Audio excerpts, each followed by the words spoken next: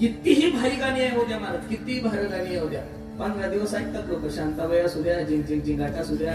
मागे एका भिकारणीचं गाणं आलं होतं ते तेरी मेरी, और ते काय पागल झाले ते लोक.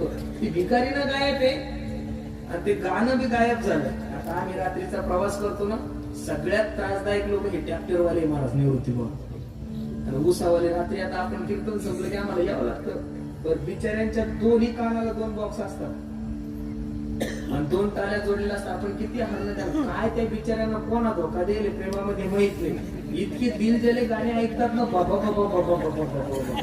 कंटाळा आला मला तर त्या ट्रॅक्टरवाल्यांचा. कधी धर्म गाणं ऐकणार नाही, कधी कीर्तन नाही, कधी भजन नाही, नुसतं ला ला ला. अरे त्याला झालं काय नेमकं काही कळत नाही. एक वाक्य सांगतो, एखाद्या माणसाला जर प्रेमामध्ये एखाद्या पोरीनं धोका दिला, त्याला काहीच करायचं नाही, फक्त ट्रॅक्टरवाल्याची मेमरी चोरायची गाणी एवढे दिलजले निवृत्तीमध्ये तुम्ही अनुभव घ्या. ट्रॅक्टर ड्रायव्हर मला किती काय त्याच्यावर संकट आलंय काय कळत नाही, पण इतके दिलजले गाणे असतात अवघड.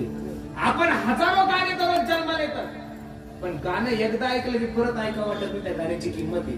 पण 700 वर्ष झाले कीर्तनकार रूप पाहत आलोचने अभंग म्हणतो, तरी अभंग दररोज नाविन्य वाटतो. ती वाणी माझ्या ज्ञानोबा राहायची महाराज. सुंदरती ध्यान अभंग 400 वर्ष झाले सर्व कीर्तनकार मंडळी म्हणतात, पंचपती म्हणत असताना गायक म्हणतोय, पण दररोज त्या अभंगात काहीतरी नाविन्य वाटतं. ती वाणी माझ्या तुकोबारायची म्हणून ग्रंथ श्रेष्ठ आहे. मी लहानपणी आळंदीला असताना